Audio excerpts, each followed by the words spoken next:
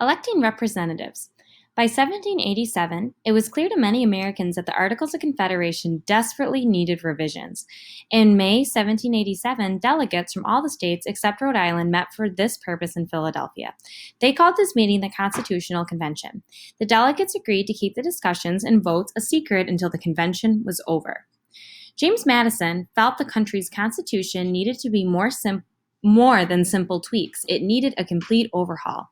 He came up with a plan for a stronger federal government, which included a legislative, judicial, and executive branch. His plan, called the Virginia Plan, was presented to the convention on May 29, 1787. The plan included a bicameral two-body legislature with an upper and lower house. Representatives in the lower house would be elected by the people. Representatives in the upper house would be elected by members of the lower house. Some delegates strongly opposed the idea of a democratic election in the lower house. For instance, Roger Sherman of Connecticut felt that the common people were often misled and should have little to do with the government. Others, like George Mason of Virginia, believed the representatives should be elected by the people so they would act in the people's best interests. The issue of how to elect members of the legislature was debated for half of the summer. Eventually, the delegates from Connecticut proposed a compromise called the Connecticut Plan.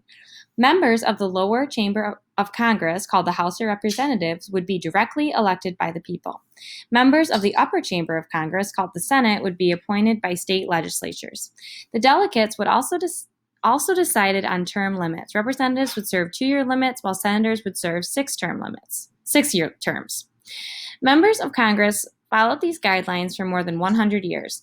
Then, in 1912, the 17th Amendment established the election of United States senators by the people instead of the state legislatures. Today, all members of the United States Congress are elected by the people.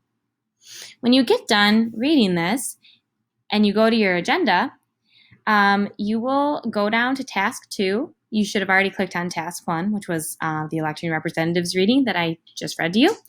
And you will find this journal. There are 4 questions. Please remember to number your questions so I know what you are answering. What did James Madison mean by James Madison felt the country's constitution needed more than simple tweaks. It needed a complete overhaul. So simple tweaks might mean something like small adjustments. Why did he say, what did he mean by it needed a complete overhaul, not just small adjustments? Number 2, what are the specific names for the upper and lower houses? You're going to need to go back to the reading and listen to figure out those 2 specific names. Number 3, what did you think Roger Sherman meant by he felt the common people were misled?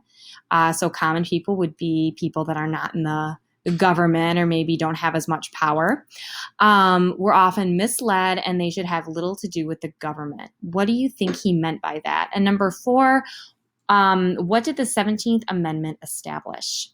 Email me if you need any other help on these questions, and I will do my best to answer you.